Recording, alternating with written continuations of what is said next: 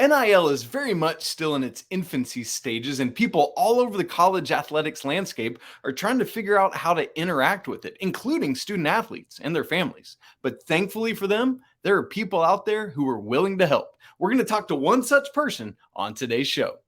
You are Locked On College Basketball, part of the Locked On Podcast Network. Your team every day. Hey there, welcome into the Locked On College Basketball Podcast, the only daily national college hoop show out there. I'm your host, Isaac Shade, and I want to thank you for joining us today to get your first listen or watch every single day. It's a really fun conversation today. So glad you're here with us for it with Joy Harris, who is working hard to help student athletes and their families navigate the expanding world that is NIL, name, image, and likeness. Let's get right into our conversation.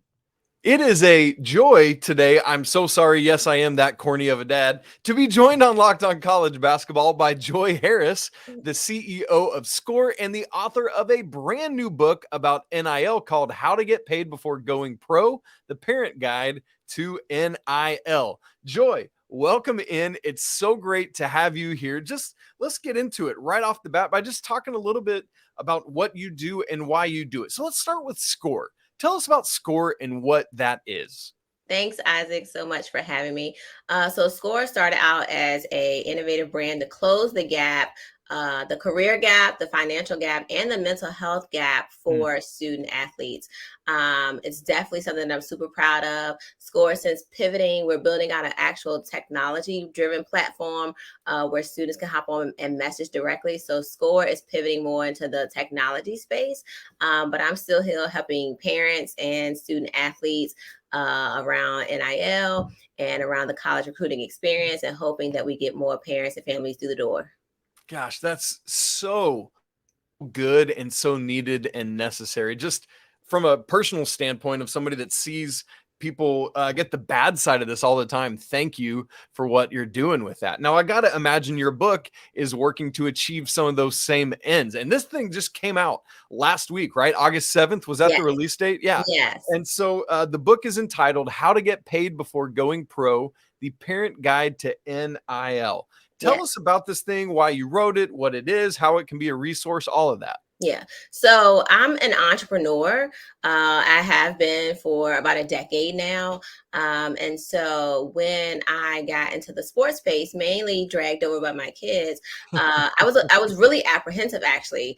Really, I was like, we don't want to do that. Like, we can make money doing something that's way easier than that. Like, you have no control over your own fate at all. You're in a selection process that you may or may not get picked for. And it's always touted only 3 to 4% are going to go pro. And I'm like, well, I don't know if we're going anywhere that's shouting those statistics. Like, that's not quite advertisement, right? Even though it's put out that way, like, you have to work hard because only one of you all are going to make it. And it's like, well, those odds suck. So kind of at the same time as trying to create their strategy, because I'm an entrepreneur first. And so if it's a tough market, it's like, we have to figure out how you are going to win. And that's in anything I do. NIL happened to be coming out around the same time frame, and fairly easily I was able to get some brand deals. I used my own kid as a guinea pig, and they played rec ball. They were not well known. They are not popular. They were in middle school, right? So all of the disadvantages of NIL they had going for them, and it was a lot easier than the headlines had made it out to be. And then just as a parent, I started talking to other parents, and I found out parents were clueless, and not only clueless, but getting steered in the wrong direction. And so after, a lot of questions and people asking questions and trying to serve as many people as possible, just putting out information, I said, well, let me actually make the guide that actually works. And I know it works because I did it and we made money from it. So it's a amazing book. It is a step-by-step guide. It's not a lot of fluff in it and, storytelling. This is what you do. This is how you do it. This is how long you should be doing it. And it shows people that they don't need a bajillion followers to make NIL happen for them. More importantly, NIL works to help you pay for college. So right now, the average NIL deal, this is documented, is about $1,524. If you do the math, just simple math, I'm around it all because that's how I do math, it's easier. That equals, if you do one a month, that's about $19,000 a year for a student athlete. Average tuition is about $20,000 a year. So NIL opens the door not only for, oh, you can make some money now today to buy your favorite sneakers, and that's great. I want you to buy them. But you can also go to the college that you want to go to as a walk on if you choose to, because you really want to go pro, right? You're not at the mercy of who just hands you a scholarship. So it's a great opportunity if you peel back the layers and use it to your advantage. That's so great. Well, folks, seriously, I mean, you can go. I looked this up on Amazon last night. I was checking it out, looking at Joy's book. You can get the paperback, you can get the Kindle version. It's all there for you. Joy has done a great job getting this ready. Now, Joy, people like you and I and others in the college athletics landscape talk about NIL all the time now. But undoubtedly, there are people checking into the show today that are like, I don't know what those three letters mean. Are you talking about NLI, National Letter of Intent? No, we are not. Right. So Joy, for those who either don't know what NIL is or might just need more education on it, would you unpack that for us? Yeah, I actually think about NIL outside of the sports world. So I think the thing that people like about my conversations and information is I'm not a sports first person, Yeah. right? So the breakdown of NIL to me was not at all sports related. It just happens to be in the sports world. So the best way I think about it is NIL allows student athletes to use their brand like their favorite YouTuber. That's the cut and dry version of it. Using your name is like actually using your name, like if you would see your name on the back of a jersey. Using your image is like actually seeing your image on a social media post or a billboard. Think of your Wheaties boxes for your old school pros. And using your likeness is using something that looks like you, but it's not you. So putting you inside of a video game or putting you as a bobblehead action figure. That's name, image, and likeness. And again, it's just you being able to use your branding for your own benefit. Everyone else in the world could, except student athletes, right? So welcome to the party. Welcome to the party. And coming up here in just a second, we got to talk about the NCAA and their role in this and why it's taken so long to get here and why they all of that kind of stuff. But Joy, what I love about what you're doing is yes, it's about the dollars and cents, but that is because it is helping people achieve the things that they want to do in life.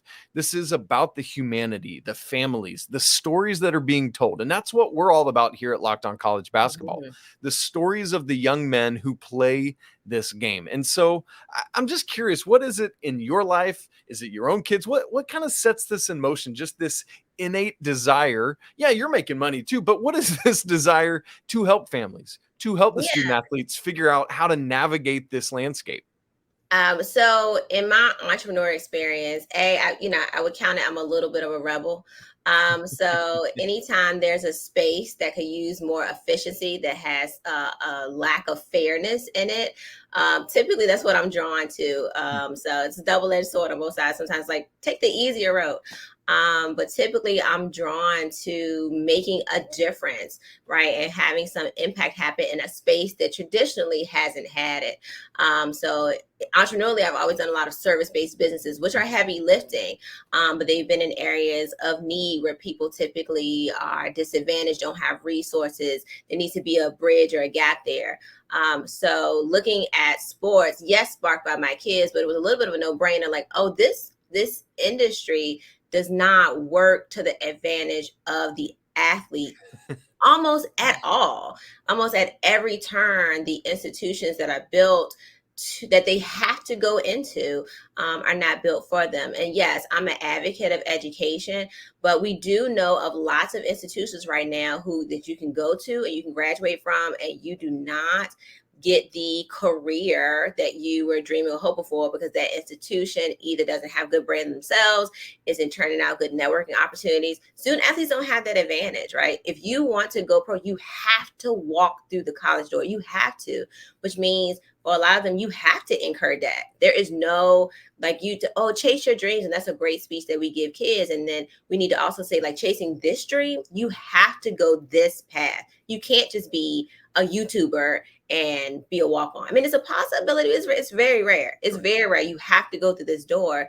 And so just looking at the institutions and how they're set up, the NCAA, and they're a business. So I understand being a business owner. I understand how they're set up, which is great. I have no dog in that fight. I'm not against the NCAA. I understand their business model. It's genius, actually. Like, if I was going to build something, like, oh, you guys are amazing, right?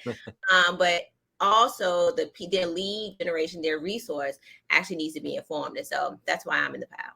I love it. Trying to help level the playing field a little bit, make those odds better for families and the student athletes that are part of it. Well, we do want to talk about some of this regulation, what this looks like, how to navigate the landscape. Would love to hear if you've got any horror stories or success stories that you've heard as you encounter all these families. We're going to have more conversation with Joy Harris in just a second. But first, today's episode is brought to you by our brand new partner, Nutrafol. You don't have to choose between better hair growth and your health. Nutrafol provides a whole body health approach for men that promotes healthier hair. No drugs, no compromises, just better hair. Did you know that 80% of men will experience hair thinning in their lifetime? It's normal, but it doesn't have to be your fate. You can get ahead of thinning with Nutrafol, which is the #1 dermatologist recommended hair growth supplement, clinically shown to improve your hair growth, visible thickness, and visible scalp coverage. Go to Nutrafol.com/men to take their health, hair, wellness challenge. Identify causes of your thinning hair, and Nutrafol will give you a personalized plan for better hair health through whole body wellness. Take the first step to visibly thicker, healthier hair. For a limited time, Nutrafol is offering our listeners $10 off your first month subscription and free shipping when you go to Nutrafol.com/men and enter the promo code LOCKEDONCollege. Find out why 4,000 healthcare professionals recommend Nutrafol for healthier hair. Nutrafol.com/men, spelled Nutrafol.com/men, and enter promo code LOCKEDONCollege. Once again, that's Nutrafol.com/men, promo code LOCKEDONCollege. Once again, we're joined on Locked On College Basketball today by Joy Harris, the CEO of SCORE and the author of a brand new book helping families and student athletes navigate the NIL landscape. And so we've been talking about what that looks like, but Joy, I want to get into the practicality of it right now. And in all your research and your conversations with everyone, why do you think it is? And as you said, the NCAA is a business. They got to do their thing. But why is it that you believe they drug their feet on making this happen for so long? Because they're a business. And so an example that I like to give, because I think people understand it better, it's not as new, is the music industry, right? The music industry is a business. It's a dominant global business. And then streaming came along and started taking some coins out of the checks of the labels. Prior to that, it was very hard to be independent. It was very hard to get your music distributed. You heard a lot of headlines and news about, don't be an independent artist. You need all this support. You need this backing. That all works to the advantage of the music industry. So people understand that now. They see independent artists. People will talk about independence and they're like, yes, I get that. Apply that same thought process to sports and NIL. The NCAA is a business. The NCAA has media rights. The media rights are taking videos, photos of your student athlete and selling them to big networks. That's how they make majority of their money. They currently have a pretty big contract. I believe it's about $1 billion a year for the next 9 years off of media rights. So it is to their advantage that they get to keep your athlete's media rights, right? That's what they sell as their product. And so as a business, if you're going to lose the power over your high generating product, you might not be as quick to the table to pull that trigger. Now, yes, you could talk about they had to figure out how to roll it out and they had to get the colleges on board, and all of that is secondary to there is a loss in the ownership of a very powerful product. And so the reason why NIL is so important is because now it puts that very powerful product in the hands of the student athlete. And it's important for them to know how to use it. Yes. And so thinking about doing that, then knowing how to use it, one of the issues perhaps that I feel like I continue to see is that because it wasn't the NCAA that led out on this, because it was like states starting legislation that brought the NCAA to the table, it feels like there's been a pretty strong lack of regulation around all of it. And so I think one of the biggest questions that I continue to have is, Joy, what on earth can we do to put better regulation on this thing? I think you have to be a little bit careful about wanting it to be regulated. If you look at it from the business side, just the NCAA as a business, the NCAA got sued. So it did actually start at the NCAA level. The NCAA took the stance that, hey, we're going to stay in our little pocket so we stay out of trouble. And what we are going to do is defer to the states and defer to the universities and colleges inside of the states if the state doesn't do anything. When you talk about regulation really only hurts the student athlete because there is regulation in place. There is policy in place that says, hey, you can't do pay for play. You can't be incentivized for how you play or playing better. So there is right now today regulation in place to make sure that the student stays in amateur status. A lot of the concerns that you hear people talk about are actions that may be by collectives. Well, those are adult, alumni, booster, college affiliated organizations. So when you talk about regulation, my concern tends to be student athletes just got the privilege to use their own name, image, and likeness that was used by an institution that's not them. And student athletes, most of the trouble is happening because of an institution of adults that's not them. And so if you do regulation, it's going to hurt the student athlete. In fact, there is some regulation that is currently trying to be passed this voting session about, making all deals documented at the federal level, and you can't go through the transfer portal more than, I think you have to be at the institution 3 years before you can go through the transfer portal. And this is not official yet, but it's on the table. To me, that hurts places like UNC, where you all got a lot of athletes through the transfer portal when West Virginia happened. So a chance to build a school and make them division winning because a student sees your school as better.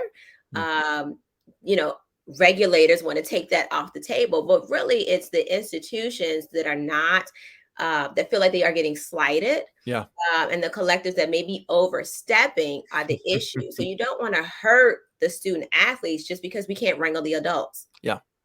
Man, that makes a ton of sense, because what we're ultimately trying to do is argue for and fight for autonomy for these young men and young women to be able to benefit truly and fully off their name, image, and likeness, like any other college student, right? Anybody, any right. Human, any 9-year-old. Great. Good point. Great point. Yes. Not just college people. So Joy, you talked about collectives. That's become part of it, which is just basically a fancy way to say boosters are finding ways now to be able to actually put their money to work. Yep. What is the pro and the con of these collectives that have developed? I think the pro is that there are resources earmarked for student athletes. That's the benefit of the collective. And I would encourage students to find out if there is a collective at their school. At least 92% of the Power Fives have one. So find out if there is a collective. Find out if they are nonprofit focused or business matching focused. That's important. So you know what your business service needs to be.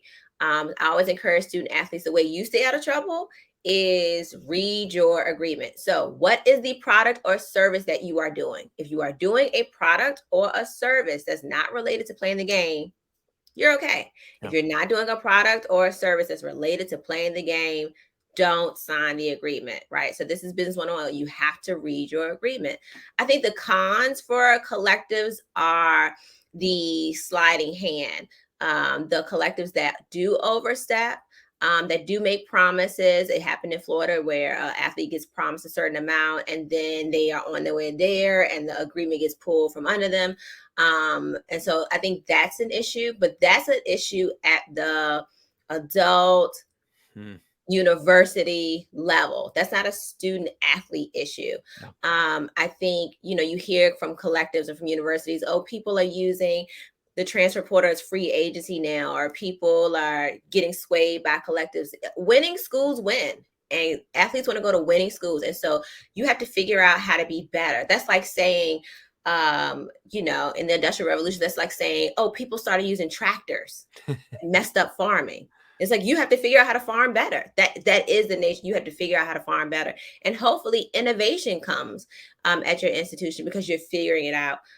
So I think in terms of the cons, it's definitely those who are overstepping, but students can do their due diligence with reading their agreements to make sure that they're in the right. At the end of the day, it is a resource. Yeah, I cannot count the number of times when we just hear people like, I got this NIL thing, I signed it, just went on through it. And it's like, yo, no, you if you want autonomy, then you got to take responsibility for these things. Like, we want to help you, but do your part, do your due diligence. That's such great advice, Joy. I love it. As you have interacted with families, inevitably you've heard some really happy stories, and I'm sure you've heard a few sad tales as well. Do you have like an example of maybe a time that NIL has just gone really well and it's like, this is what we're trying to do, and maybe an example of like, this is why I'm trying to tell you to be careful because this type of really bad story might happen? Yeah, I think for me, the best news is when there is a student who is not D1, who is like a junior in high school, trekking towards their senior year in high school, who is not known, who is not getting recruited D1, who no scouts have come out to their particular game or schedule, and that student gets their first NIL deal, and that deal is somewhere between $1,500 and $2,000. That's amazing for the student who is not getting hard pressed recruited. That type of income coming in is amazing, and they can take that in like, oh, I did one, and now they're aware that they can do another one, and they can put that money to the side, and they can pay for college. They can get out of college debt free. They can at least cover their books, because books, is like 6% of the cost now. To me, that's the story that I love, because this is for the everyday athlete. Yes, there are your headline athletes that are $1 million valuation, which that's a whole other word we won't get into yet. But the everyday athlete can take advantage of NIL. So those are the stories I love. The stories that, make me sad is when I hear policymakers saying they want to change NIL, they want to heavily regulate it. In Florida, there was some talks of having NIL only run through the colleges. Those type of stories make me sad, because I'm like, you guys you're missing the opportunity to let students finally, we're only 2 years in. That's right. Right. So since the 60s, right, had no rights and resources, and you gave them 2 years, no back pay, mind you, because this first came up in 2009. So no back pay for the people who suffered while we drug our feet to this moment. And then you want to regulate after 2 years. It's like, leave it alone. Leave it alone. Yes, students do need to be informed. That's like any other business owner. You wouldn't tell an entrepreneur, you know what, you don't know how to do taxes, so don't be an entrepreneur. You would say, you need an accountant. Go be an entrepreneur. So that's the message that we need to get to students and families. Do NIL, and then you need a team of support once you get to a certain level, not at the very beginning. Sure. But once you get to a certain level, you need a team to make sure that you know how to properly manage and maintain what you've earned. I love this. So, Joy, you would probably say you're an advocate for less regulation, more education. Is that a fair way to put it? Current regulation. I'm not saying that we shouldn't have the policy that we currently have. Yeah. So I'm not free reign and pay athletes to play. I'm saying keep the current regulation, more education. Love it. Great. Perfect. Now, we're sitting here, as you said, it's 2023. We're only about 2 years into this thing. Who knows where we are headed in the next 5 to 10 years? It would take the strongest telescope in the world to look to the future of where NIL and college athletics will be, even in the near future. Yeah. But we're going to do our best to try to unpack that. Let Joy play a little bit of Nostradamus here, and we're going to do that in just a second. As we've said, we are just 2 years into this whole NIL thing. People still trying to figure it out, what it is not. And Joy Harris is doing a great job of trying to help people understand that, how to navigate where we're at. But Joy, as anything, this thing is only going to continue to grow and find more tentacles, more wins, more losses, and everything in between. So, what I want to do here towards the end of our conversation is give you an opportunity to just forecast and predict ahead a little bit. Let's say, it's 2023 right now. Let's get ahead to 2028 or into 2030. Where do you think we'll be with NIL in 5 to 10 years? Oh, that's an interesting question. Now, I can't foresee the future, but my hope is that there will be more entrepreneurs that are student athletes. There'll be more support systems for them, everything from the marketplaces that are out now and the people are doing conferences. So they'll be able to have resources to support their entrepreneurial endeavors. I think we'll get further into Web3. So I think NFTs will come back. I think a lot of in the Web3 landscape, people will start doing some things that are interesting for athletes. There'll be virtual meet and greets, things like that. So I think technology will be strong in the NIL space. I hope that regulators grow a conscience. They kind of leave NIL alone and let the students have some advantages. So that's my hope. The 5 to 10 years is looking bright. And those, it's kind of like beachfront property. Those who get in really early typically get the best bang for their buck. Yeah. So don't wait is what Joy is telling you. Just jump in, start figuring things out, and then get people like Joy to come alongside you who already have some ideas of what's going on. Now, Joy, one of the biggest storylines in college athletics, even in the past couple weeks here, has been conference realignment, as the Big 12 has basically stolen a bunch of big Pac-12 schools. The Big 10 has taken several Pac-12 schools, AAC schools moving around. What kind of role does conference realignment play in all these NIL conversations? I think not much in the NIL conversation. I think conference realignment, when you peel back the catalyst for it, it was due to the loss in media rights revenue for the Pac-12.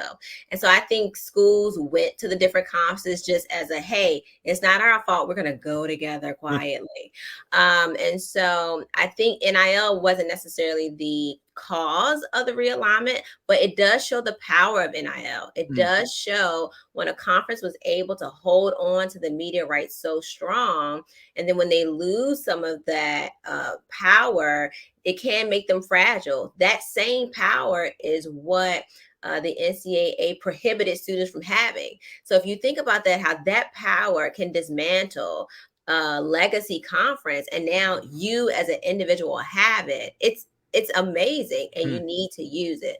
I think the conference realignment will be fine. I think the fans of the colleges will still be the fans of the colleges. They will follow them to the conferences they participate in. And I think it's the NCAA's hope that, hey, this realignment will make more revenue happen in those conferences. So I think the NCAA will be fine. They will be able to sleep at night. All will be right with the world. I like that when that is the way it is.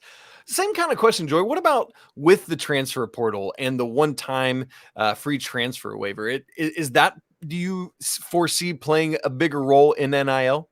I think that could. I think right now students see going to different colleges based on the resources of that college, right? And so, like, not all D1s are created equal. And so students go to the college that they think can get them to the next level in the league or that offers them the most benefits.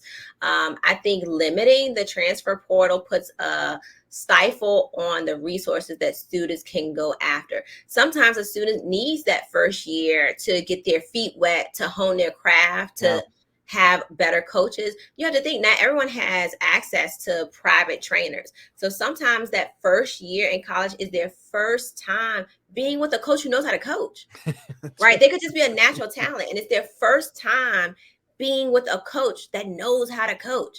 And so that transfer portal gives them the opportunity to, like, oh, I am a standout player. Maybe I can go somewhere else who actually recognizes me. Also, the way I talk about it is you would be saying Jalen Hurts don't transfer. You think about that's mind boggling. You're like, oh, he was amazing, but he wasn't amazing in that particular system. So I think while institutions who used to be able to be boosters and have deep pockets and woo athletes are upset because now the playing field is a little bit more even. That's right. Is doing a disservice to the athlete, right? Saying that you can't transfer away from me. If they don't want to be with you, let them go, right? Let them go where they do want to be. I understand you want to use them because you want your team to win. I understand that. And you winning gives you more media rights and resources. I understand that it's a business. I'm not against that, but I'm saying, say it out loud. Hey, I don't want to let you go because I want to win. Now we know who you are. We can work with that. We can work with honesty. That's right. But what I don't like is don't cover it in, hey, athletes are moving around like free agency and they don't respect the game. Like, that's not really what's happening, even though that's a headline.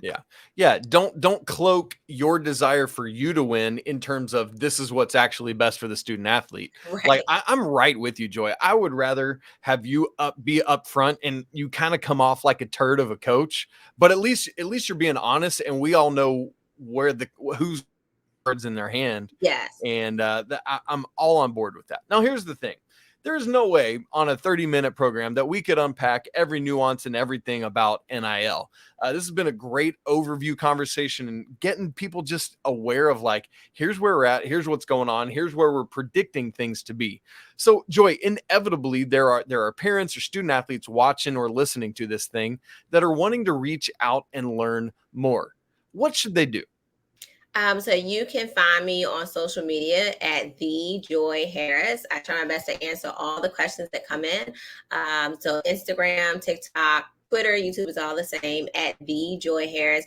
Reach out, get your individual question answered. Don't just sit and be confused, right? The train has left the station, and the longer you sit and be confused, the longer your athlete is not on the train. So if you are an athlete watching, or if you are a parent or guardian of an athlete, reach out, get your questions answered. I'll try to get you some resources and make sure that you can take advantage of this opportunity. Man, so good. Joy, thank you for what you're doing. Thank you for being an advocate, an educator for families, for student athletes, for trying to help make sense of what this space is, and bring in even maybe some different thoughts that people have not previously had. So grateful for you and what you're doing. Thank you. And thank you for what you're doing. Actually uplifting students as you talk about the game is rare in the space. So students are in good hands on your show. Amen. And thank you. That's it for today's episode of Locked On College Basketball. Thanks again to Joy so much for joining us. Make sure you go give her a follow on social media, as she talked about earlier, and check in on the things she's doing. Again, if you are a family or a student athlete that's out there listening to this and you want more information, man, it would do you good to check in. I'm so grateful to have been able to be more informed myself today. Well, folks, thanks so much for listening. If you would, go subscribe on audio and video platforms. For those of you watching, smash the like button and leave comments on your thoughts on this whole crazy conversation. You can follow the show on Twitter at LockedOnCBB. You can follow me at Isaac Shade. As always, apologies to the lawyer family. Go Wildcats, and until tomorrow, peace.